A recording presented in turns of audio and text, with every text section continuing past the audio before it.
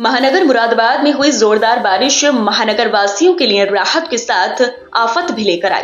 जोरदार बारिश से एक और जहां स्मार्ट सिटी मुरादाबाद की कई इलाकों में जलभराव की स्थिति देखने को मिली, तो वहीं कई क्षेत्रों में पेड़ टूटने के चलते रास्ते भी बाधित हो गए, जिससे लोगों को तमाम परेशानियों का सामना करना पड़ा। ऐसा ही मामला सामने आया है जनपद की गलशह थाना क्षेत्र का, जहां पर जोरदार बारिश के चलते एक विशालकाय पेड़ टूटकर सड़क पर गिर पड़ा, जिससे क्षेत्र की विद्युत आपूर्ति व्यवस्था बाधित होने के साथ ही सड़क पर पेड़ गिरने के चलते जाम की स्थिति बन गई। पेड़ गिरने की इस घटना के फोटो भी सोशल मीडिया पर जमकर वायरल हो रहे हैं। बता दें कि शुक्रवार की सुबह मुरादाबाद महानगर में हुई जोरदार बारिश के चलते एक और जहां शहर के कई इलाकों में जलभराव की स्थिति बन गई, तो वहीं तेज आंधी के साथ आई बरसात के चलते शहर के गलशहीद इलाके में एक विशालकाय पेड़ टूटकर गिर पड़ा। पेड़ तारों पर टूटकर गिरा, जिससे क्षेत्र की विद्युत आपूर्ति भी ठप हो गई।